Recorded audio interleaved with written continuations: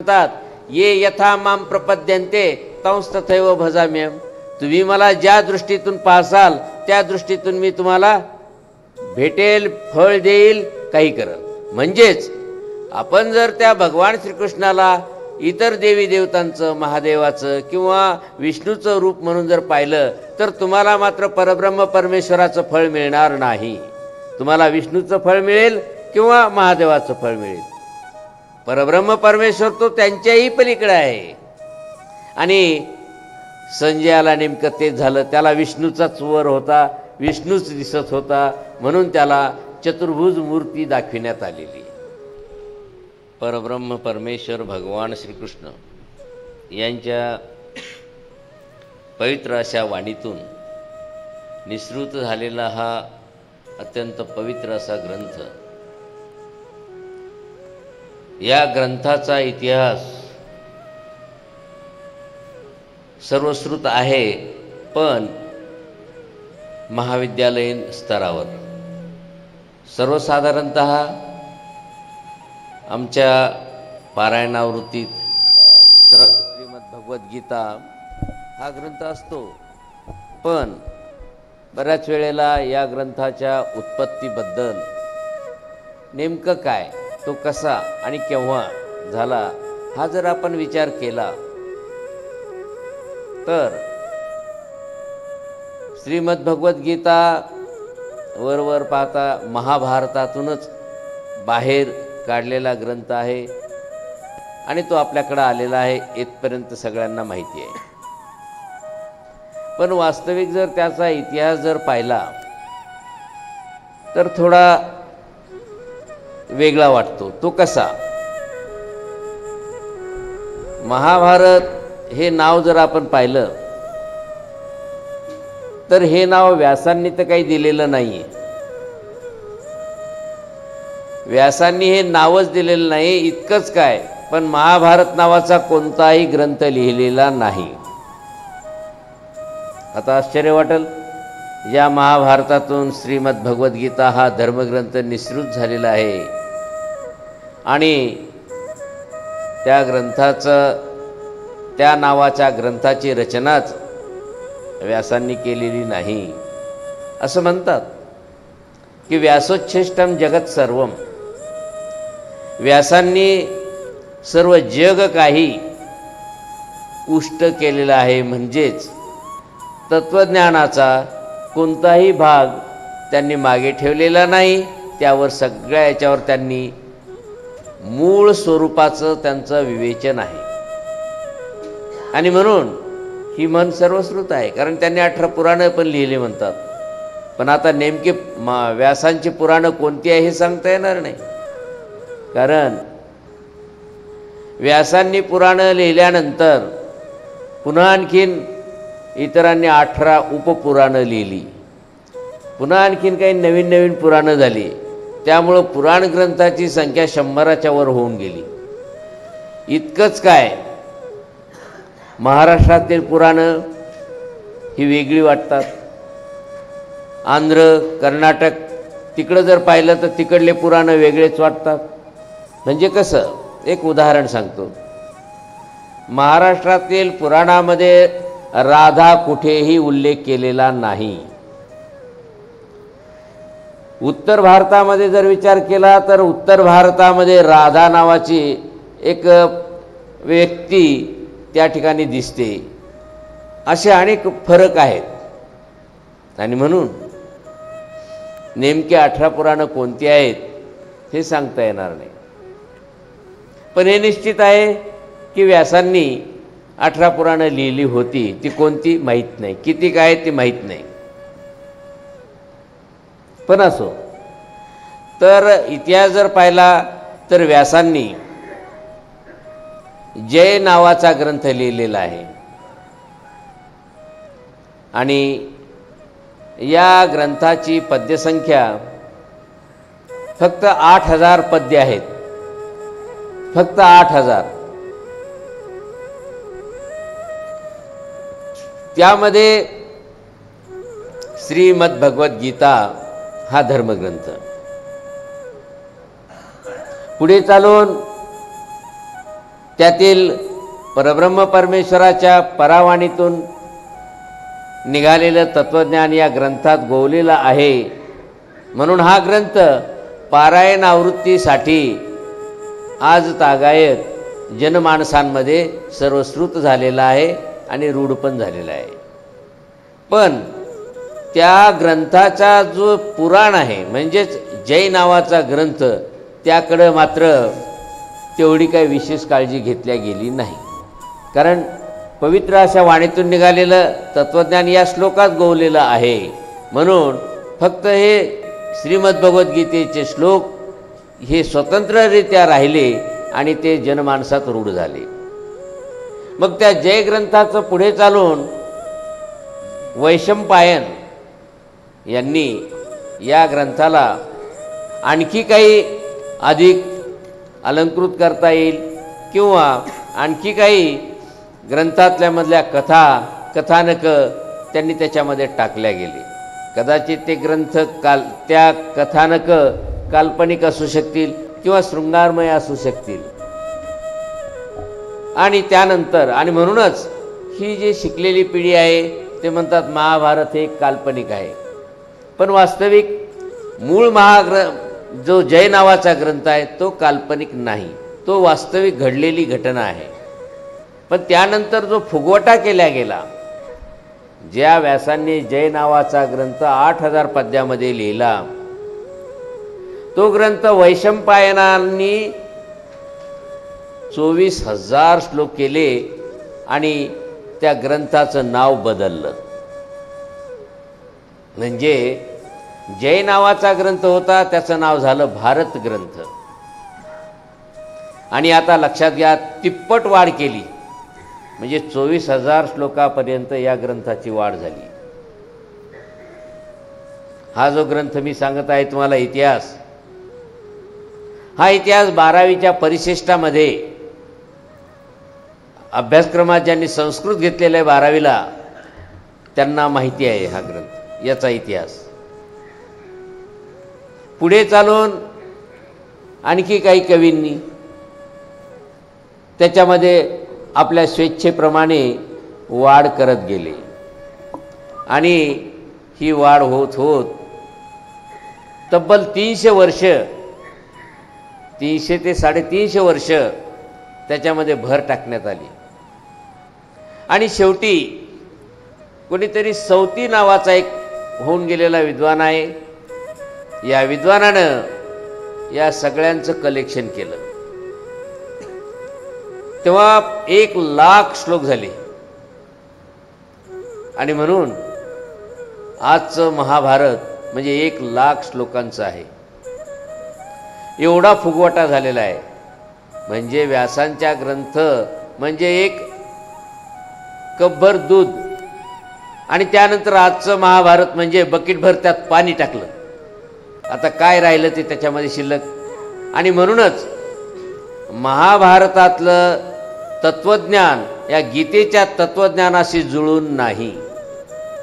बऱ्याच लोकांना वाटतं महाभारतात असं दाखवलं आणि गीतेत असं म्हणायले. का झालं असं? याचं कारण असं आहे की तो इतिहास जर पाहिला तर त्या ग्रंथाला खूपच फुगवटा आला, अधिकाधिक त्याच्यामध्ये कथानकं त्याच्यात टाकल्या गेली आणि म्हणून तत्वज्ञानाची विसंगती झाली. पण श्रीमद्भगवद्गीता हा मात्र पवित्र परमेश्वराच्या वाणीतून निघालेला म्हणून तो जनमानसामध्ये जशाला तसाच राहिला आणि त्या जय नावाच्या ग्रंथाचं वाढ होत गेली. अशा प्रकारे हा महाभारत ग्रंथ. आणि या महाभारत ग्रंथामध्ये अनेक कथानकं आहेत, अनेक काही गोष्टी आहेत आणि त्यावरून आजचा शिकलेला समाज म्हणतो की ही मनगडत कहाणी आहे. कारण आहे त्याला की तो मूळ ग्रंथ 8000 श्लोकाचा. आता एवढे मोठे श्लोक वाढलेत, 8 कुठे आणि 1,00,000 कुठे. 8000 श्लोक आणि हे 100,000 श्लोक म्हणजे जवळपास 92,000 श्लोक हे नवीन टाकले गेलेले आहेत. आणि म्हणूनच असे मतमतांतर झालेले आहेत. तेव्हा हा जो इतिहास मी तुमच्या पुढे सांगितला तो केवळ यासाठी की बऱ्याच शिकलेल्या लोकांना हा प्रश्न पडतो की महाभारतामध्ये जे तत्वज्ञान सांगितलं म्हणजेच ज्या घटना घडल्यात त्यावरून गीतेतल्या तत्वज्ञानाशी विसंगती येते ती का, ते हेच त्याला कारण आहे. पण असो, तर आता हा 18 अध्यायामधला ग्रंथ आणि या ग्रंथामध्ये काल आपण आरंभ करताना पहिला श्लोक म्हणजेच धृतराष्ट्राचा श्लोक तो आपण घेतलेला आहे आणि पुढे दुर्योधन धृतराष्ट्राला कोण कोणाकडून युद्ध करीत आहेत हे सांगणार आहे. आणि म्हणून हे श्लोक संजयाच्या नावाखाली आलेले आहेत. तर ते आता आपण ऐकूया. संजय उवाच दृष्ट्वा तो पांडवानीकं व्यूढं दुर्योधनस्तदा आचार्यमुपसंगम्य राजा वचनमब्रवीत्.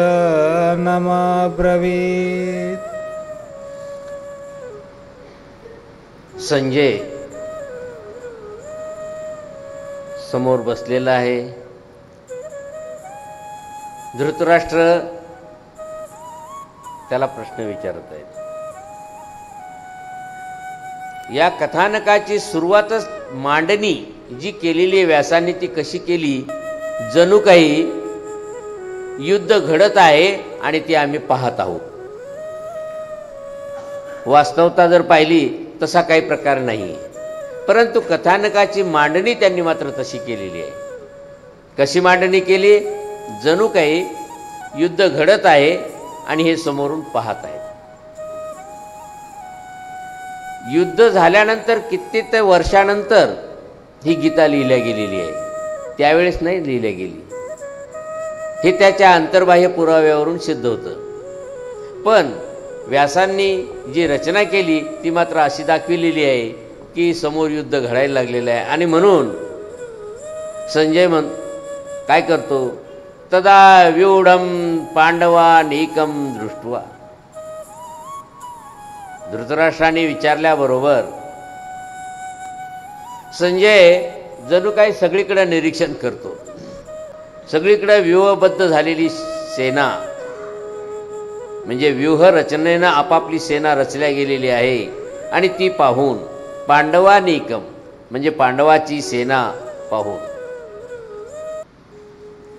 आचार्यम उपसंगम्य राजा दुर्योधन म्हणजे राजा दुर्योधन हा द्रोणाचार्याजवळ जाऊन वचनम अब्रवीत सांगू लागला. काय सांगू लागला, असं कसं होत आहे हे दृश्य दाखवताना म्हणजे तो पाहत आहे. आणि पाहताना संजय सांगतो की दुर्योधन राजा द्रोणाचार्याजवळ गेलेला आहे आणि तो त्यांना बोलायला लागलेला आहे. आता काल प्रश्न विचारला होता आपल्याला राजा म्हणता येते का. आता प्रत्यक्षात ग्रंथच आहे त्यामुळं आपल्याला तर काही नाही म्हणता येणार नाही, नाही का. वास्तविक तो राजा झाला होता का त्यावेळेस, कारण धृतराष्ट्र राजा होता. पण जे समोर व्यासांनी जे लिहिलं तेव्हा तो दुर्योधन राजा म्हणूनच त्यावेळेस तो मान्यवर होता असं दिसतं. राजा वचनम अब्रवीत भूतकाळी रूप आलेलं आहे. हां, म्हणजे घटना होऊन गेलेली आहे असं दाखवित आहे. कारण त्याने तो वास्तवता तो भाग व्यासांनी स्पष्ट केलेला. उवाच हा जो परोक्ष भूतकाळ आहे हा तरी जवळचा आहे. तो परोक्ष आहे, हा प्रथम भूतकाळ आहे. हा प्रथम भूतकाळ चालतो ना, वर्तमान काळाच्या जवळ घडलेलं आहे. असं म्हणतात की युद्ध होऊन 10 दिवस झाले. आणि भीष्म धारातीर्थी पडल्यावर मग धृतराष्ट्राने विचारलं की युद्धभूमीवर काय चाललं. परंतु आता हे कसं आहे, मतांतर आहे ते, असं म्हणता येणार नाही की नेमकं हेच आहे म्हणून. नाही, हे महाभारतामध्ये आहे. हा, तेच म्हणून किम अकुर्वत 10 दिवसाखाली 10 दिवसाखाली झाल्यामुळं. पण असं उवाचं जर या शब्दाचा विचार केला तर मात्र हे दूरच घडलेलं आहे. आणि उवाच हे व्यासांनी म्हणतायत, हा. व्यासांनी लिहिलेलं आहे. व्यासांनी आणि हे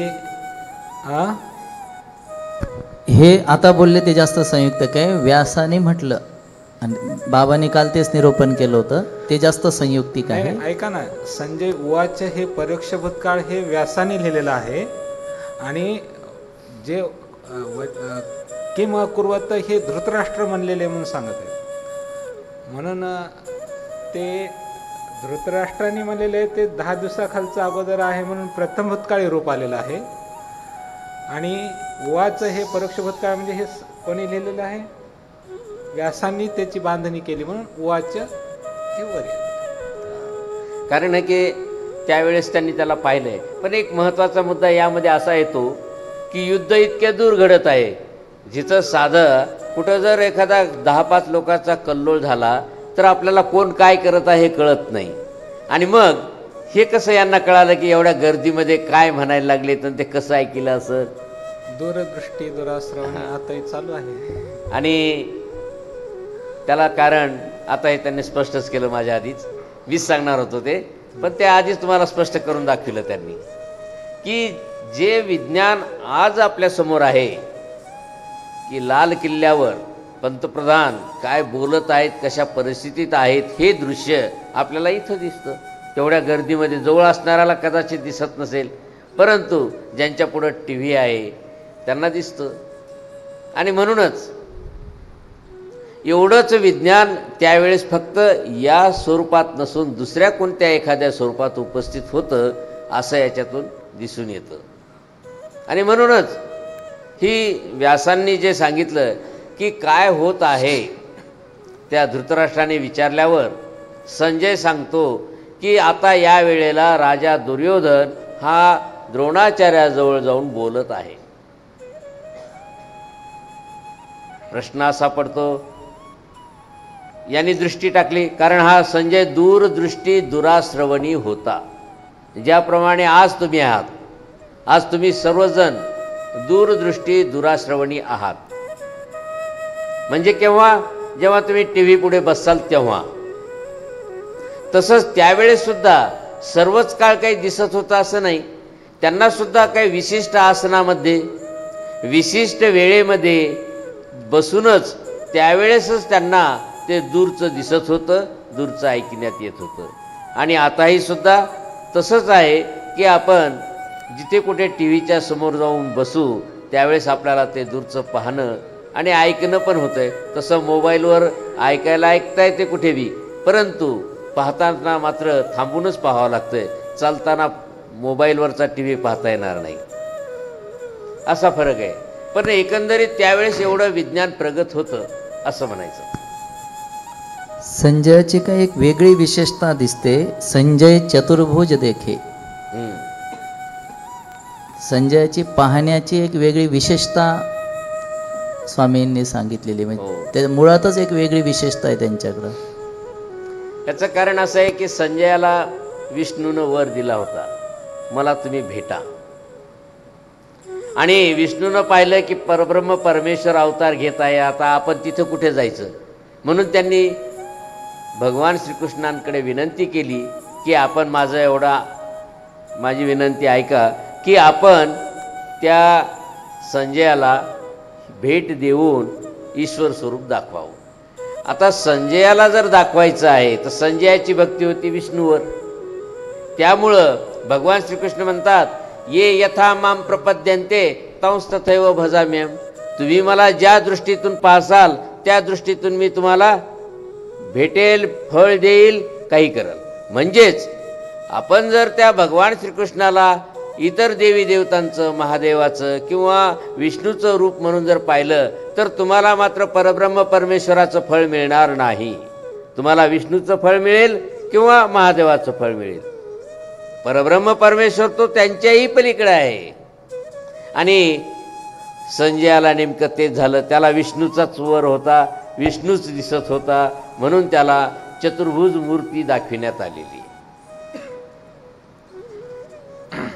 तर अशा प्रकारे म्हणजे संजयाला चतुर्भुज दिसण्याचं कारण, परंतु मनुष्यवेश कसा असतो? 2 हाताचा. भगवान श्रीकृष्णांचा वेश हा मनुष्यवेश होता, म्हणून 2च हाताचा होता. आणि भगवान श्रीकृष्णांनी सुद्धा अर्जुनाला त्यांनी म्हटलं मला तुमचं ते चतुर्भुज रूप दाखवा, तेव्हा भगवान श्रीकृष्ण म्हणतात हे बघ माझं माणसाचं रूप, इदम मानुषम रूपम तव सौम्यम जनार्दन. म्हणजेच भगवान श्रीकृष्णांनी मात्र त्याला सांगितलं हे बघ माणसाचं रूप 2 हाताचंच, 4 हाताचं नाही दाखवलं, मानुषम रूप म्हणले त्याला उत्तर देताना. आणि म्हणून मनुष्य अवतार आहे तो 2च हाताचा असणार आहे. आपण श्रद्धेनं त्याला 4 हाताचा म्हणू शकतो, पण भगवान श्रीकृष्ण कोणत्याही मूर्तीमध्ये शक्यतोवर 2 हाताचेच दिसतात, कारण मनुष्यवेश म्हणून. पण असो, तर या ठिकाणी संजय हा दूरदृष्टीनं पाहून काय घडायला युद्धावर ते सांगत आहे. मी तुम्हाला सांगितलेलं आहे आता हे काय झालेलं आहे, काल्पनिक रचल्या गेलेलं आहे. वास्तविक महाभारत अगोदर लिहिलं गेलं होतं, मग आता पाहत आहे नाही दाखवत आहे. आणि म्हणूनच ही जी शिकलेली प्राध्यापक मंडळी आहे ते काय म्हणतात की महाभारत ग्रंथच काल्पनिक. असं नाही आहे, महाभारत ग्रंथ वास्तवतेनं घडलेलाच आहे. इतिहास आहे, आज त्यांचे वंशज आजही इथं आपल्या भारतामध्ये आहेत. आणि म्हणून इतिहास तो खराच आहे. फरक एवढा झालेला आहे की काव्य करणाऱ्या लोकांनी त्यामध्ये अधिकाधिक वाढ केल्यामुळं आपल्याला असं भासतं. तर संजय आता असं म्हणसाल की मग धृतराष्ट्राला दिसत नव्हतं का? त्याला डोळेच नव्हते, त्यामुळं त्याला हे दिसू शकत नव्हतं. तर दुसरी एक गोष्ट, आता या ठिकाणी दुर्योधन राजा भीष्माचार्याकडे न जाता द्रोणाचार्याकडे का बरं गेला असेल? त्याबद्दल असं म्हणतात की प्रथम जे सरसेनापती पद आहे ते द्रोणाचार्यांना वाटत होतं मला मिळावं, आणि भीष्म हे सर्वश्रेष्ठ असल्यामुळं दुर्योधनाने त्यांना प्रथम सरसेनापती पद दिलं. आणि म्हणून तो थोडासा खिन्न अवस्थेत होता. कोण? द्रोणाचार्य. त्यांना उत्स्फूर्त करण्यासाठी, त्यांना अधिकाधिक युद्धाला उत्साहानं प्रेरित करण्यासाठी दुर्योधन त्यांच्याजवळ जाऊन म्हणतो. आता दुर्योधन त्यांच्याजवळ जाऊन म्हणण्याचं कारण काय? आता हे पुढच्या तुम्हाला 9 श्लोकात दिसून येईल की दुर्योधन द्रोणाचार्याजवळच जाऊन काय बोलला. पश्येतां पांडुपुत्राणां आचार्य महतीं चमुं व्यूढां द्रुपदपुत्रेण तव शिष्येन धीमता. तो द्रोणाचार्याजवळ जाऊन म्हणतो आचार्य तव धीमता शिष्येन, तुमचा बुद्धिमान शिष्य. कारण द्रोणाचार्याजवळ धनुर्विद्या शिकणारे जवळपास सगळेच विद्यार्थी होते, काही अपवाद सोडले तर.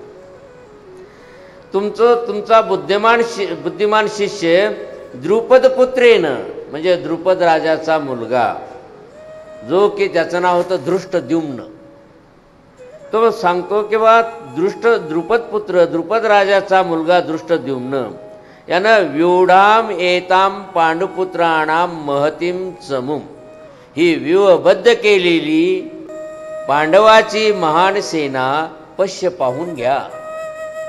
यामध्ये खूप काही रहस्य दडलेलं आहे. तुमचा बुद्धिमान शिष्य म्हणजे तुम्ही गुरु आहात, आणि तुमच्या शिष्यानं ही अशी सेना रचली, आणि आता ती तुम्ही पाहून घ्या. काय मागचं याचं कारण असेल? द्रोणाचार्यांच्या जखमेवर मीठ चोळण्याचं काम आहे. ते कसं? कारण मीठ चोळल्याशिवाय ते उत्स्फूर्त होणार नाहीत, युद्धाला आवेशून युद्ध करणार नाहीत. म्हणून त्यानं ही कथानक त्याने सांगितलं की द्रुपद पुत्र. तर याच्या अगोदर अशी घटना घडलेली आहे की ज्या वेळेस हे सगळे शिकत होते, कोण? द्रोणाचार्य, द्रुपद राजा वगैरे, त्यावेळेस सगळे गुरुभाऊ होते. आणि पुढे चालून अध्यापनाचं कार्य या द्रोणाचार्यांनी चालू ठेवलं, आणि हे जे मुलं शिकलेले आहेत ते राजेपदावर जाऊन बसले. मग याला काही पैशाची अडचण पडली म्हणून आपला मित्र म्हणून हा द्रोणाचार्य त्या द्रुपद राजाकडे गेला आणि सांगितलं मला इतक्या इतक्या लाख मुद्रा हव्या आहेत. आता यानं विचार केला हा ऋषीपुत्र जरी मित्र असला तरी हा ऋषीपुत्र याच्याजवळ काहीच नाही, ऋषीच ऋषी, आणि याला मी एवढं देऊ का रस्त्यावर पडले का द्रव्य. ब्राह्मण पुत्र द्रोण ब्राह्मण पुत्र. द्रोण हे ऋषीपुत्र होते, ब्राह्मण पुत्र नाही. नंतर त्याला ब्राह्मण म्हटल्या गेलं ते कारण सांगेल तुम्हाला का म्हणतात तर, द्विजोत्तमामध्ये येईल ते पुढं. तर हा ऋषीपुत्र आहे. तुम्हाला माहिती आहे ऋषीचं कुळ आणि नदीचं मूळ पाहू नये. तर अशा अवस्थेमध्ये असताना त्यांनी त्याला झिडकारलं, पैसे पैसे कुछ नाही, आणि तो अपमानित झाला. पण त्यानं जाताना सांगितलं मी तुझा निश्चित याचा सूड घेईल. पुढे चालून मग काय झालं की पुढं जे विद्यार्थी शिकायला होते त्यामध्ये यानं सुद्धा आपला मुलगा तिकडं पाठवायचं ठरवलं. पण पाठवण्याच्या आधी त्यानं काय केलं की एक मोठा होम पेटवला. तर त्याच्या आधी काय केलं यानं, मग द्रोणाचार्यानं आपल्या शिष्य म्हणजे अर्जुन याला पुढं करून त्याच्यावर आक्रमण केलं. कोणावर? द्रुपद राजावर, आणि त्याला जेरबंद केलं. आता असं का केलं तर द्रोणाचार्यांनी अर्जुनाला धनुर्विद्या शिकविल्यानंतर त्यांनी त्याला गुरुदक्षिणा मागितली. आता प्रत्येक विद्यार्थी गुरुदक्षिणा देतो अभ्यास झाल्यावर. गुरुदक्षिणा काय देऊ तर म्हणे तू माझी गुरुदक्षिणा हीच दे की या द्रुपद राजाला माझ्या पायावर पाय पडायला लाव, कारण याने माझा अपमान केलेला आहे. आता ही गुरुदक्षिणा अर्जुनाला द्यायची होती. अर्जुनाने आक्रमण केलं द्रुपद राजावर, त्याला बांधून आणलं आणि अपमानित करून द्रोणाचार्याच्या पुढं समोर उभं केलं. त्याला खूप अपमान वाटला द्रुपद राजाला, आणि मग त्याच्या मनामध्ये आता ईर्ष्या पेटली. त्यांनी काय केलं मग की त्यानं घरी जाऊन मोठा यज्ञ केला आणि सांगितलं द्रोणाचार्याचा वध करणारा माझा मुलगा मला असा जन्मला पाहिजे, म्हणून त्याने खूप मोठा यज्ञ पेटवला. आणि त्या यज्ञामधून त्याला 2 सुपुत्र झाले, एक दृष्टद्युम्न आणि दुसरा कोणता आहे? द्रौपदी. कोण नाही? यज्ञामधून 2 मुलं झाले होते, द्रौपदी. हे 2 द्रौपदी आणि दृष्टद्युम्न हे 2 रत्न जन्मले. आणि ते शिखंडी पहिलंच आहे. हा शिखंडी तो पहिला आहे, बरोबर. हा ते वेगळं होतं. तर हे 2 मुलं जन्माला आले. आता पहा द्रौपदी कशी त्याच्या निमित्ताला कारण झाली आणि अर्जुनाने कसं मारलं ते पुढे तुम्हाला इतिहास माहिती आहे. परंतु हे त्यांनी यज्ञात जन्मवले, आणि मग पुढे तोच मुलगा तिकडे अभ्यासाला गेला. कोणाकडे? द्रोणाचार्याकडे. तिथून शिकून आला. परंतु हेही त्यांना माहिती होतं की त्याच्या वडिलांनी माझा अपमान केलेला आहे आणि मी त्याचा सूड घेतलेला आहे. बरोबर आहे, ही कथानक इथपर्यंत बरोबर होतं.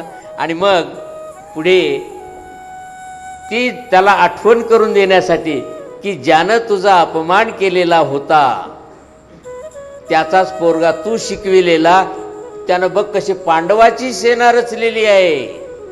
अशा प्रकारे त्याला चेतना देऊन एक प्रकारे काय केलं, हवा भरली की हा नाराज होता सर सेनापतीपद मिळालं नाही म्हणून त्याला उत्तेजित करण्यासाठी अशा प्रकारची हवा भरली. आणि म्हणून तो दुर्योधन राजा द्रोणाचार्याजवळ जाऊन सांगतोय. काय सांगत आहे तर म्हणले, आचार्य तुमचा जो बुद्धिमान शिष्य द्रुपद पुत्र दृष्टद्युम्न यानं ही व्यूहबद्ध केलेली पांडवाची सेना पाहून घ्या. आणि या पांडवाच्या सेनेमध्ये तो पांडवांचा सविस्तर परिचय देतो आणि कौरवांचा सविस्तर देत नाही, कारण ती हरलेली सेना आहे, त्याच्यामध्ये त्याला सविस्तर देण्याची गरज नाही. पहा इथंच ते दिसून आले की पांडवाचं वर्णन परिपूर्णपणे येतं. तर ते आता कोण कोण होते पांडवाकडचे त्यांची नावं आता ऐका. तव शिष्य नदीमताचा एक अर्थ असा ऐकलेला आहे की भीष्म हे दोघांचे आजोबा आहेत, पांडवांचे कौरवांचे. त्याच्यामुळं इकडे दुर्योधनाच्या मनात अशी धाकधूक आहे की हे पूर्ण आपले नाहीत, म्हणून तो द्रोणाचार्याकडे गेला. नाही, हां, तेही कारण आहे. दुसरे कारण असं आहे की भीष्मांची एक प्रतिज्ञा होती, मी स्त्रीवर हात टाकणार नाही, शस्त्र टाकणार नाही. हे पुरुषार्थासाठी शस्त्र असतं आणि म्हणून हे शस्त्र मी अबलेवर म्हणजे स्त्रीवर टाकणार नाही. आणि शिखंडी हा मुळात पहिला कोण होता? स्त्री होता, नंतर तो पुरुष झालेला होता. पण भीष्म ते मानत नव्हते. ते मानत होते की हा मुलगा पुरुषच आहे आणि तो होता अर्जुनाच्या रथावर. त्यामुळं अर्जुनाला भीती वाटत होती की समोर शिखंडी आहे, जर मी शस्त्र चालवलं, कारण अर्जुनाच्या रथाच्या पुढच्या बाजूला शिखंडी होता, जर मी शस्त्र चालवलं भीष्म तर शिखंडीवर जाईल. म्हणून भीष्म बरोबर शिखंडीला चुकवून अर्जुनावर शस्त्र टाकत होते. आणि याला काय वाटत होतं दुर्योधनाला की कदाचित भीष्म त्याला मारू शकणार नाहीत, कारण पुढं शिखंडी उभा आहे. त्याच्यामुळं त्याला धाकधूक वाटत होती. तेच म्हणणं बरोबर आहे तुमचं, त्याला भीती वाटत होती. आणि म्हणून तो द्रोणाचार्यांना इकडं जास्तीत जास्त उल्हासित करू लागला, कारण द्रोणाचार्य रुष्ट होते, मला सरसेनापतीपद मिळालं नाही म्हणून. हे रहस्य दुर्योधनाला कसं कळालं? हां, आता दुर्योधनाला प्रतिज्ञा माहिती होती की अशी यांची प्रतिज्ञा आहे भीष्मांची की हे स्त्रीवर हात टाकत नाही, स्त्रीवर शस्त्राचा वापर करत नाहीत. अबलेवर तर कोणी मारल, पुरुषानं पुरुषासंग लढावं. जसं अर्जुन म्हटला होता की मी कोणासोबत लढावं, तर त्यानं सुद्धा मला जो योग्य वाटेल तशासोबत मी युद्ध करीन, कारण कमकुवत व्यक्तीसोबत युद्ध करण्यात पुरुषार्थ नाही. अशी ही पूर्वीची क्षत्रियांची भूमिका होती. अत्र शूरा महेश्वासा भीमार्जुन समायुधी युयुधानो विराटश्च द्रुपदश्च महारथ धृष्टकेतुश्चेकितान् काशीराजश्च वीर्यवान् पुरुजित् कुन्तिभोजश्च शैवेश्च नरपुङ्गव युधामन्योश्च विक्रान्त उत्तमौजाश्च वीर्यवान् सौभद्रो द्रौपदेयाश्च सर्व एव महारथा. अत्र या युद्धामध्ये महेश्वासा म्हणजे महाईशू आस, मोठमोठे ईशू म्हणजे बाण, आस म्हणजे धनुष्य, मोठमोठे धनुष्य बाण घेतलेले. युधी, युधी युद्ध शब्द आहे आणि त्या युद्धामध्ये म्हणून युधी. आणि म्हणून युधिष्ठिर युधी तिष्ठती इति युधिष्ठिर उपपद तत्पुरुष समास. याला काय म्हणतात? अलुक समास. अलुक समास का म्हणलं? कारण पूर्वपदाच्या विभक्तीचा लोपच झाला नाही. शास्त्री लोक इथं आहेत म्हणून जरा हे व्याकरणाचा उल्लेख केलेला आहे की युधिष्ठिर हा अलुक समास आहे. जर पूर्वपदाचा विभक्तीचा लोप असता तर उपपद तत्पुरुष समास झाला असता, परंतु पूर्वपदाच्या विभक्तीचा लोप हा समासात होत असतो, पण इथं झाला नाही, म्हणून याला अलुक समास म्हणतात. युधिष्ठिर, वसुंधरा हे अलुक समास आहेत.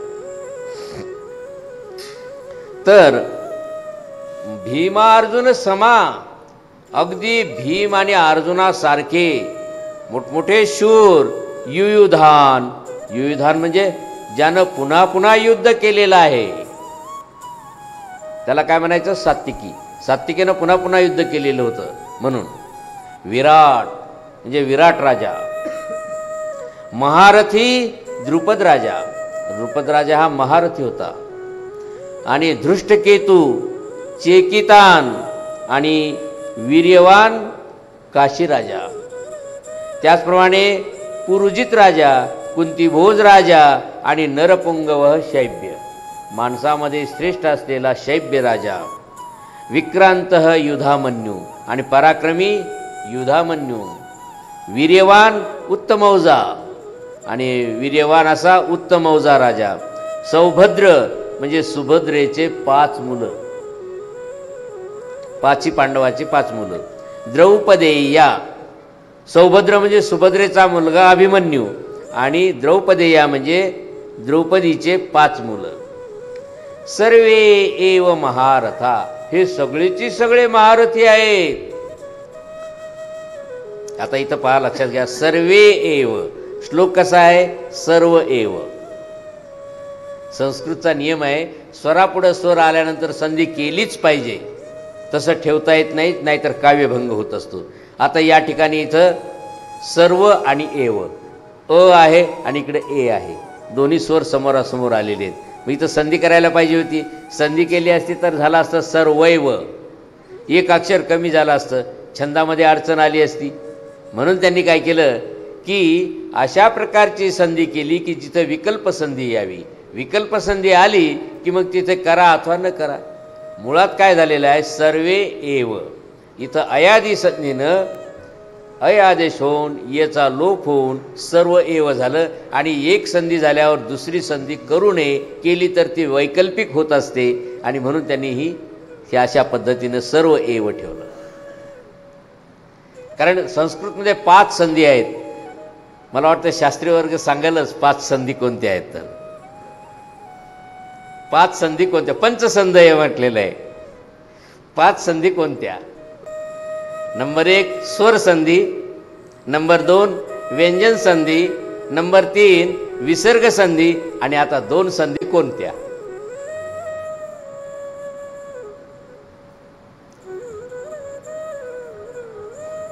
गोल्ड मेडलिस्ट आहेत आमचे योगीराज शास्त्री आणि भगवान दादा बी, यांना प्राज्ञेमध्ये दोघांनाही गोल्ड मेडल मिळालेलं आहे. तर कौमुदीमध्ये 3च दिसतात, 2 संधी. याचं कारण असं आहे, या स्वर संधीमध्ये ज्या वेळेस स्वर संधीचा नियम सोडून पूर्वरूप किंवा पररूप होत असतं, ती एक संधी म्हणजे पूर्वरूप आणि पररूपाची, म्हणजे स्वर संधीमधलाच हा पोटभेद आहे. म्हणून 4 झाले. आणि 5वा आहे की निपात संधी, की कोणताच होणार नाही, जशाला तसंच राहणार. म्हणजे अशी कोणती संधी आहे, संधी करताच येणार नाही. ती आहे इदुदे द्विवचनम प्रगृह्यम प्लुत प्रगृह्या अची नित्यम, असं म्हटलेलं आहे. की जिथे जर द्विवचन असेल आणि ते जर समजा इत म्हणजे दीर्घ इकारांत किंवा इत उत, उत म्हणजे उकारांत असेल दीर्घ, आणि एत म्हणजे एकारांत असेल, तर मात्र तिथे काय होईल, प्रगृह्य संज्ञा होईल, आणि प्लुत संज्ञा किंवा प्रगृह्य संज्ञा झालेल्याची संधी होत नाही. अची नित्यम, याला म्हणतात नित्य प्रकृती भाव संधी. आणि नित्य प्रकृती भाव संधी, पूर्वरूप पररूप संधी, आणि पुढच्या पहिल्या 3 स्वर संधी, विसर्ग संधी आणि व्यंजन संधी, अशा ह्या पंचसंधी आहेत. अस्माकंतु विशिष्टाय तान्निबोध द्विजोत्तमा, नायका मम सैन्यस्य संज्ञार्थं तान् ब्रवीमीति. द्विजोत्तम, आताच म्हटलं तो ब्राह्मण होते म्हणून हे पाहिलं द्विजोत्तम. ब्राह्मणांना द्विज असं का म्हणावं, कारण जन्मानं ब्राह्मण नसतो. ज्यावेळेस मुंज होत असते त्यावेळेस तो ब्राह्मण होत असतो. आणि म्हणून द्विज हा उपपद तत्पुरुष समास आहे. द्विधा जायते इति द्विज, ज्याचा 2दा जन्म होतो. 2दा जन्म होणारे 3 वर्ण आहेत, ब्राह्मण, क्षत्रिय आणि वैश्य. तिघांनाही द्विज असं म्हणता येतं, तिघांनाही द्विज असं म्हणता येतं. मग आता द्रोणाचार्यांना काय म्हणावं, ब्राह्मण म्हणावं की क्षत्रिय म्हणावं की वैश्य म्हणावं. युद्ध करत होते म्हणून क्षत्रिय म्हणता येतं, आणि जर आपण त्यांना ब्राह्मण म्हणावं तर ब्राह्मण कसं म्हणावं, नाही का.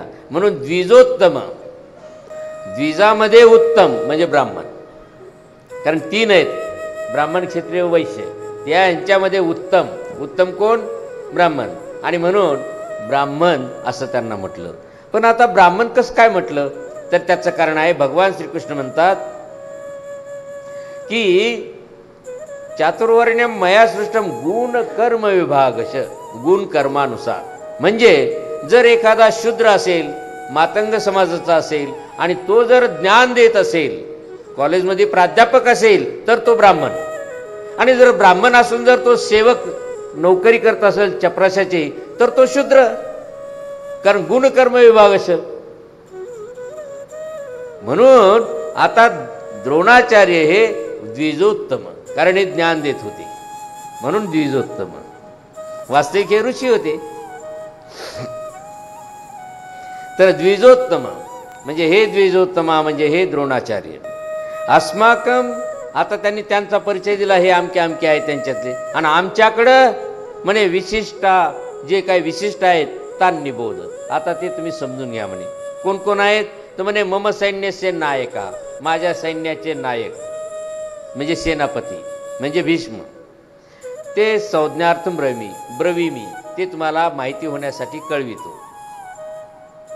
पुढे भवान भीष्मश्च कर्णश्च कृपश्च समितिञ्जय अश्वत्थामा विकर्णश्च सौमदत्तिस्तथैव च.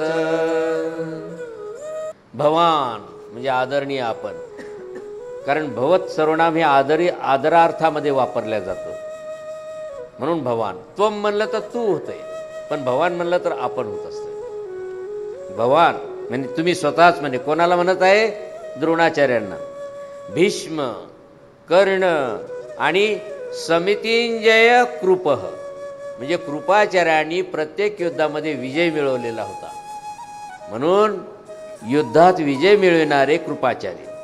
अश्वत्थामा, विकर्ण आणि तथाएव सौमदत्ती, आणि त्याचप्रमाणे भूरिश्रवा म्हणजे सोमदत्ताचा मुलगा भूरिश्रवा. अन्ये च बहव शूरा मदर्थे त्यक्तजीविता नानाशस्त्रप्रहरणा सर्वे युद्ध विशारदा. आणि आणखी मदर्थे त्यक्त जीविता, माझ्यासाठी प्राण त्याग करणारे बहवशूरा, असे पुष्कळशे वीर. सर्वे नाना शस्त्र प्रहरणा, सगळेचे सगळे वेगवेगळे युद्ध प्रक्षेपण करण्यामध्ये प्रवीण आहेत, विशारद आहेत, युद्ध विशारदा, असे हे युद्धाचे विशारद आहेत. अपर्याप्तं तदस्माकं बलं भीष्माभिरक्षितं पर्याप्तं त्विदमेतेषां बलं भीमाभिरक्षितं. दुर्योधन म्हणतो भीष्म अभिरक्षितम अस्माकं तद्बलम, भीष्माकडून संरक्षित असलेली आमची सेना अपर्याप्तम म्हणजे कशी आहे? अमर्याद. पहा, या अपर्याप्तम आणि पर्याप्तम शब्दामधला गोंधळ सांगतो, आधी सरळ अर्थ करून घेतो की कशी आहे? अमर्याद. आणि भीमा अभिरक्षितम, भीमाकडून अभिरक्षित. आता भीमाकडून कशी? वास्तविक तिथं सरसेनापती कोण होता?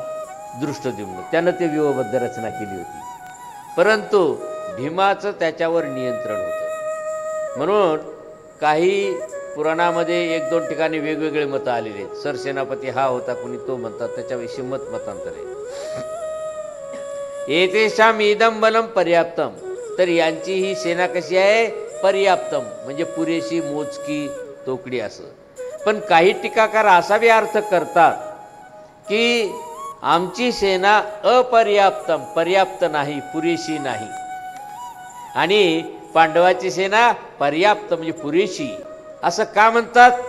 कारण की भीष्म जरी असला तरी तो त्या शिखंडीवर शस्त्र टाकत नाही, कमजोरी आहे आमच्यामध्ये.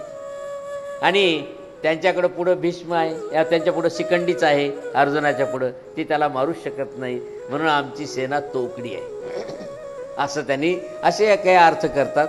म्हणजे पर्याप्त आणि अपर्याप्त या शब्दामधला हा भेद आहे. परंतु सर्वसाधारणतः कोणीच आपल्या सैन्याला कमी लेखत नसतो, त्यांना उत्तेजित करत असतो. म्हणून मी पहिला जो अर्थ केला तो पुरेसा वाटतो. ते घाबरूनही गेले असतील त्यांच्या. हो, कदाचित तसे बरोबर आहे. कारण तव बुद्धिमान शिष्यानं म्हणजे महतीम चमुम, महान सेना, महान महान प्रचंड सेना. वास्तविक त्यांची सेना पांडवाची कमी होती. आणि पुन्हा व्यूहबद्ध. हां, व्यूहबद्ध. तर व्यूहरचनेचं ज्ञान फक्त द्रोणाचार्याला होतं. भीष्माचार्यांना त्यांच्याजवळ असं शस्त्र होतं की प्रत्येकाला भेदून काढत होतं. व्यूहबद्ध असं ना ते कोणती असो. परंतु जिथे भगवान श्रीकृष्ण आहेत ना, तिथं कोणाचंच काही चालत नव्हतं. भीष्मसुद्धा मानत होते की माझ्याकडे सगळे जरी शस्त्रास्त्र असले तरी परंतु जर भगवान श्रीकृष्ण जर युद्धात उतरत असतील तर मात्र माझे शस्त्र निकामी होतील.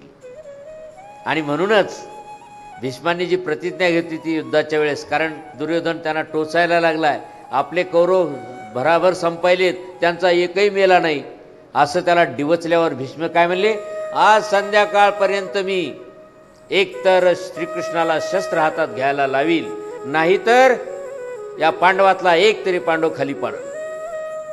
त्यावेळेस देवाला शस्त्र हातात घ्यायला लावलं आणि त्याने म्हटला सुद्धा, धनुष्य टाकलं, म्हणला मी जिंकलो का, तर म्हणे देवाला मी शस्त्र हातात घ्यायला लावलं. त्यांची प्रतिज्ञा खोटी केली. आणि हे तितकंच खरं आहे की परमेश्वर कसा भक्ताचा संरक्षक असतो हे त्याला एक ज्वलंत उदाहरण आहे की भक्तासाठी प्रतिज्ञा सुद्धा त्यांनी मोडली. भगवान श्रीकृष्णाचं म्हणणं होतं की मी एकटा एकीकडे आणि माझं सैन्य सगळं काही एकीकडे. तेव्हा त्यांनी सुदर्शन चक्र काढलं नाही, पण रथाचं मोडकं चाक जरी उचललं तरी ते शस्त्ररूपाने फिरू शकतं हे भीष्माचार्यांना कळालं. आणि त्यांनी पाहिलं नाही ही हार आहे म्हणे आणि म्हणून त्यांनी हात धनुष्य खाली टाकून सांगितलं, नाही मी जितलो म्हणे. अयनेषु च सर्वेषु यथा भागमवस्थिता भीष्ममेवाभिरक्षन्तु भवन्तः सर्व एव हि. सर्वेषु अयनेषु. अयनेषु म्हणजे या सगळ्या व्यूहबद्ध सेनेमध्ये यथाभागम अवस्थितः म्हणजे वेगवेगळ्या ठिकाणी, कारण हे मोर्चे उभे करत असतात इथं तिथं ग्रुपनं. आजच्या भाषेमध्ये बटालियन म्हणतात. 15ची बटालियन, 20ची बटालियन ती असते, त्याला पाठवतात. ती 1 तुकडी पाठवतात, 2 तुकडी पाठवतात, असा प्रकार असतो. तर यथाभागम अवस्थिता वेगवेगळ्या ठिकाणी उभे राहून भवन्तः सर्वे एव हि भीष्ममेव अभिरक्षन्तु. तर आपण सगळेजण फक्त भीष्माचं संरक्षण करूया, कारण सरसेनापती जिवंत राहिला तर सैन्य आवेशानं युद्ध करू शकतं. सरसेनापती पडला की बाकीचे पळायला लागतात, आता आपलं काही खरं नाही. म्हणून आपण सगळेजण भीष्माचं संरक्षण करूया. इथे द्रोणाचार्यांना तेच खटकत होतं की सरसेनापतीपद मला नाही, आणि म्हणून ही ती त्यांच्यामधली ती दुही कायमच राहिली. तस्य संजनयन् हर्षं कुरु वृद्ध पितामह सिंहनादं विनद्योच्चये शंखं दद्मो प्रतापवान. आता या ठिकाणी पहा, गीता म्हटलं तर खरं तर महानुभाव या शब्दातून असं दिसून येतंय, महान अनुभाव यस्य स महानुभाव. ज्याच्याकडे खूप मोठं अनुभवाचं तेज आहे तो महानुभाव. आणि म्हणून गीता जर आपली असेल तर त्याला हे ज्ञान असायलाच पाहिजे की शब्द कसा असतो, शब्द कसा निर्माण होतो, तर तो महानुभाव. पण आम्हाला एक मोठी अडचण आहे. आमच्या आचार्याने म्हणलं की आमच्या म्हाताऱ्या नागवतील, एवढाच फक्त एक अपवाद आहे आणि ती ढाल आहे. विद्वत्तेला ढाल आहे ती पुढे संरक्षण करण्यासाठी की नाही आम्हाला संस्कृत नको. पण वास्तविक आचार्यांनी सुद्धा फक्त ते ग्रंथ संस्कृतमध्ये नको, पण संस्कृत करू नको असं म्हटलंच नाही त्यांनी. का? फक्त सूत्रपाठ करू नको म्हटलेलं आहे. कारण नंतर तोखलेत. केशराज व्यासांनी जेव्हा संस्कृतमध्ये रत्नमाला स्तोत्र केलं, किंवा त्याच्या आधी लक्ष्मणदास भट्टांनी केलेलंच होतं, अनेक ग्रंथ संस्कृतमध्ये होतच होते. परंतु सूत्रपाठ मेन ग्रंथ जर तो संस्कृत केला तर माझ्या म्हाताऱ्या नागवतील म्हणले. कशासाठी म्हणले? त्या त्या सूत्रपाठासाठी. पण आम्ही काय म्हणतो, नाही नाही, संस्कृतची आज्ञा आम्हाला नाही, आम्ही मराठीच बोलू. आता हा प्रकार जो तो आपापल्या विचाराचा आहे. परंतु मुळात आचार्यांची संस्कृतला विरोध नव्हता. तर सर्वसामान्यांना जर पूर्ण संस्कृतमध्ये करून टाकलं तर बाकीचे म्हातारे नागवतील, म्हणून त्यांनी सूत्रपाठाबद्दल म्हटलेलं आहे की मी हे करू का? तर नाही म्हणले. म्हणून त्यांनी संपूर्ण लीळाचरित्र केशराज व्यासांनी रत्नमाला स्तोत्र या नावाखाली संस्कृतमध्ये केलेलं आहे. पण असो, तर या ठिकाणी पहा, तस्य संजनयन हर्षम, जनयन. आता हे रूप कसे पहा, कर्तरी वर्तमानकालवाचक धातू साधित विशेषण आहे. तर तस्य म्हणजे कोणाच्या ठिकाणी? तस्य म्हणजे त्या कमकुवत झालेल्या दुर्योधनाच्या ठिकाणी. तस्य कस्य? दुर्योधनस्य. कारण दुर्योधन खचला हे भीष्माचार्यांनी ओळखलं. का ओळखलं? की तो द्रोणाचार्याजवळ जाऊन काहीतरी कुजबूज करायला लागला. म्हणजे माझ्यावर त्याचा विश्वास नाही, मी सर्व समर्थ आहे भीष्म, आणि हा द्रोणाचार्याजवळ जाऊन म्हणायला लागलेला आहे. आणि त्यामुळं याला वाटलं आता याला कसं उल्हासित करावं, म्हणून तस्य हर्षम संजनयन कुरु वृद्ध प्रतापवान.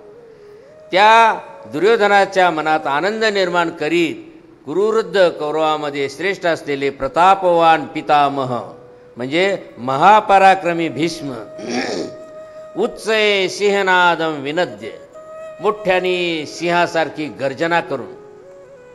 कशासारखी? सिंहासारखी. कारण असा प्रश्न होता की ज्योतिषाच्या नियमानं व्याघ्रासन असावं की सिंहासन असावं. व्याघ्रासन म्हणतात असं मी ऐकलं होतं. व्याघ्रासन हां आहे ना, असावं असावं असं म्हणतात. परंतु इथं आहे सिंहासन, म्हणून संतांसाठी. संतांसाठी. बरं, राजासाठी सिंहासन. तर आता इथं काय म्हणाले त्यांनी की सिंहनादम विनद्य, सिंहासारखी गर्जना करून शंखम दद्मौ, शंख फुंकला. शंख फुंकला म्हणजे काय अर्थ झाला? आम्ही तयार झालो युद्धाला, म्हणजे पुढीलाला आव्हान झालंय, आम्ही हे तयार झालो. मग त्याने शंख फुंकला की मग शस्त्र प्रक्षेपण होत असतं. शस्त्र प्रक्षेपण होत असताना सुद्धा कोणी आधी टाकावं, कोणी मग टाकावं, मग ते आपापले ठरवतात की शक्यतोवर लहान्यानं टाकावं, मोठ्यानं त्याला प्रतिकार करावा, असं असतंय. तथा शंखाश्च भैर्यश्च पनवानक गोमुखा सहसैवाभ्यहन्यन्त सशब्दस्तुमुलो भवत्. काही शब्द चोखंदळ असतात, ते सहसा इतर व्यावहारिक भाषेत वापरल्या जात नसतात. आणि त्यातली त्यात भाषा ही कशी आहे की नेहमी बदलती राहते. आणि म्हणून गीतेमधले काही शब्द असतात ते फार महत्त्वाचे आहेत, आणि कमीत कमी ते चोखंदळ शब्द तरी आपल्याला माहिती पाहिजेत. उदाहरणार्थ दद्मौ. दद्मौ हे रूप कोणतं आहे? नाही लवकर लक्षात येत. तर हे कारण आहे की ध्मा धातूचं हे परोक्ष भूतकाळी रूप आहे. दद्मौ. ध्मा धातू पहिल्या गणातला परस्मैपदी धातू आहे. आणि दद्मौ, दद्मतु, दद्मव अशी त्याची रूप होतात. म्हणजे बभव, बभवतु हे क्रियापद आहे. दद्मौ. ध्मा म्हणजे फुंकणे, गर्जना करणे असा अर्थ होतो. मग अशी जे रूप असतात हे आपल्याला महानुभावांना निश्चित माहिती पाहिजेत की गीतेतलं रूप कोणतं आहे, काय म्हणायले तिथं, कोणत्या काळातलं आहे. तर हे मागच्याच्या दद्म आलं. आता पुढं पहा, द्विवचन येईल दद्मतू, पुढे बहुवचन येईल, ते तिन्ही त्याच्यात लक्षात येतात. तर या ठिकाणी पहिले जे 11 श्लोक झाले होते तिथं तो विषय संपलेला होता दुर्योधनाचा, आणि पुढे संजय सांगायला लागलेला आहे. म्हणजे कुठून तस्य संजनयन हर्षम, तिथून पुढं संजयाचं आहे. हे दोन्ही मिक्सीकरण असण्याला ओळखू येत नाहीत. तर तो संजय सांगतो, ततः शंखा भैर्य पनवानक गोमुखा सहसा अभ्यान. म्हणजे काय की शंखा म्हणजे जेव्हा सरसेनापती शंख फुकतो त्यावेळेस त्याच्या मदतीला आलेले इतर राजे ते सुद्धा आम्ही पण तयार आहोत म्हणून शंख फुंकत असतात. आणि म्हणून त्यांनी शंख फुंकले. मग काही त्याच्या खालचे जे असतात ते भेरी म्हणजे नगारा, तर नगारे भेरी त्याचं बहुवचन आहे. पनवानक म्हणजे ढोल मृदंग, किंवा गोमुखा म्हणजे गाईच्या शिंगाचे सुद्धा पूर्वीचे वाद्य होते. गाईच्या शिंगाला जसं आज सूर सनईमध्ये काय करतात, व ते बसून देतात आणि ते सूर काढत असते, तसं त्या गोमुखामध्ये म्हणजे गाईच्या शिंगामध्ये जे टोक असतात तिथं ते बसवून त्याची वाद्य करत असतात. तो गोमुखा म्हणजे थोडक्यात शिंगे वगैरे. सहसा एव अभ्यहन्यंत, एकदम सगळ्यांनीच ते फुंकले. अभ्यहनंत म्हणजे वाजविले. स शब्द तुमुलह अभवत, आणि तो आवाज तुंबळ असा आवाज झाला. तथा श्वेतेर्हैर्युक्ते महती शंदने स्थितो माधव पांडवश्चैव दिव्यो शंखो प्रदद्मतु. द्विवचन आलं दद्मतु.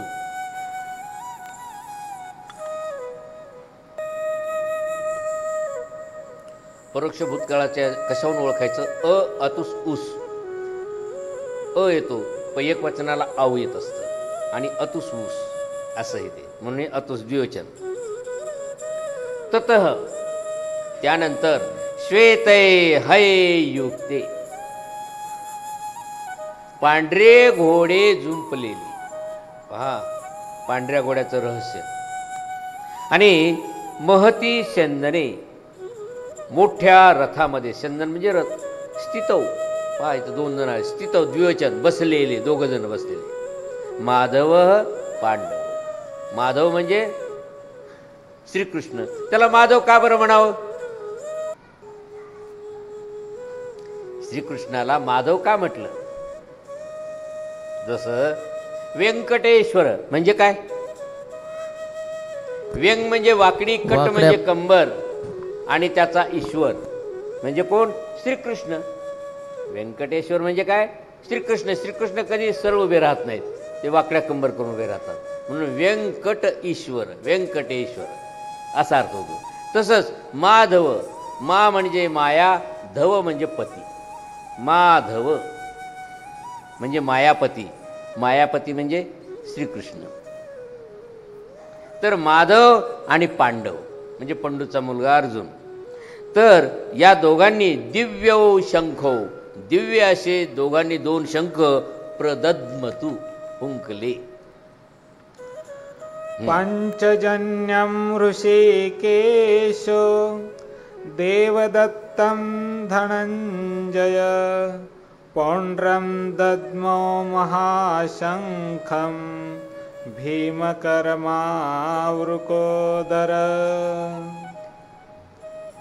तर आता त्या दोघांनी कोणते शंख फुंकले? मी तुम्हाला अगोदर सांगितलं, जिंकलेल्या बाजूचं सविस्तर वर्णन येते, आणि म्हणून यांचं अगदी कोणी कोणत्या नावाचा शंख फुंकला सगळं व्यवस्थित येणार आहे. कारण हे पुढचे जे 8 श्लोक आहेत, संजयाचे दुर्योधनासहित 11 श्लोक झाल्यावर पुढचे 8 श्लोक कोणी कोणता शंख फुंकला या विषयावर येणार आहेत. आणि म्हणून आता अर्जुनाने कोणता, भगवान श्रीकृष्णाने कोणता शंख फुंकला म्हणून सांगतात. ऋषिकेश, ऋषिक ईश. श्रीकृष्णाला ऋषिकेश म्हणाले. ऋषिक ईश, ऋषिक म्हणजे हृदय, त्याचा ईश म्हणजे त्याला मालक, जिंकणारा, हृदयाला जिंकणारा तो श्रीकृष्ण ऋषिकेश. पांचजन्यम, त्यानं पांचजन्य नावाचा शंख फुंकला. कोणी? भगवान श्रीकृष्णांनी.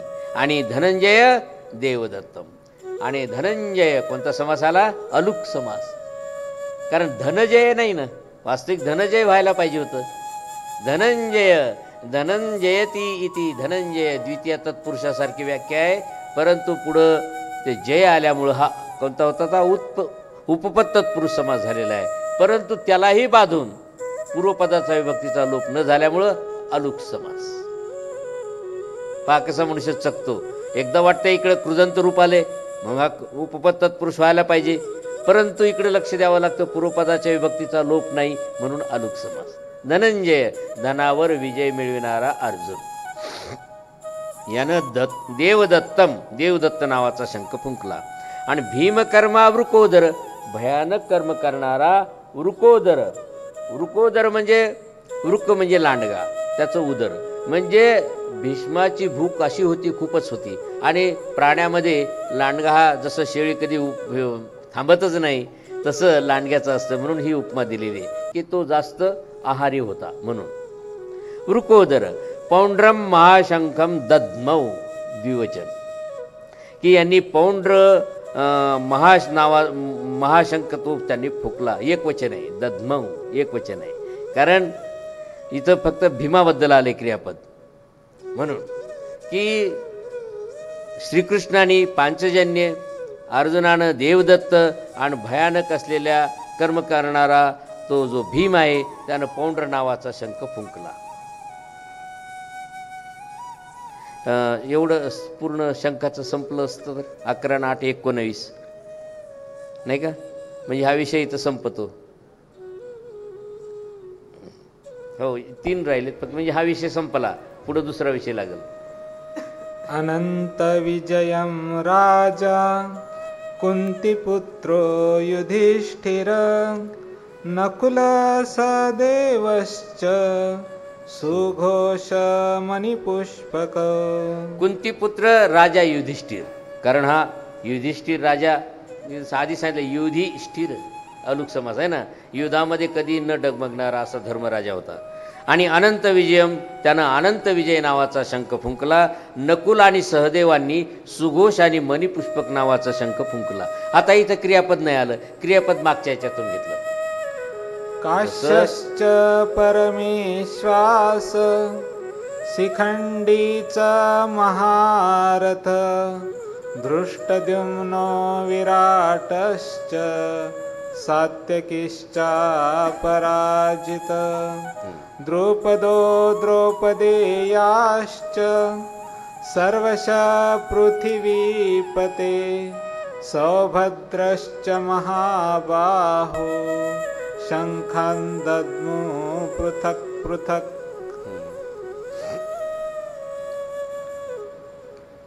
ते आनंदाबद्दल एक संस्कृतमध्ये उदाहरण देतात परमेश्वराचं. तो कसा आहे ते लक्ष्मींदर भट्ट देऊळवाडेकरांचा श्लोक,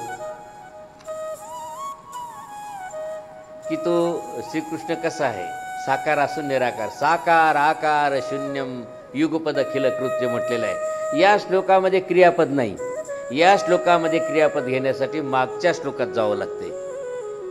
म्हणून इथं सुद्धा तसंच आहे, हीच प्रक्रिया आहे की इथं क्रियापद त्यांनी मागच्या श्लोकातलं दद्मो घेतलेलं आहे.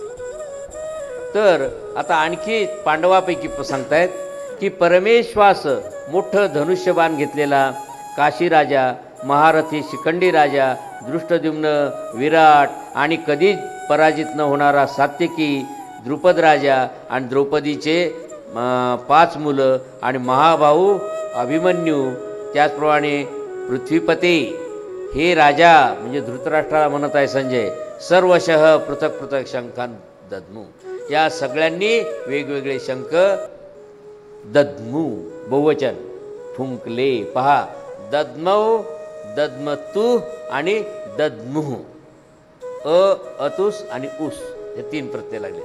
इथं बहुवचन आलंय दद्मू. हां एक श्लोक राहिला ना.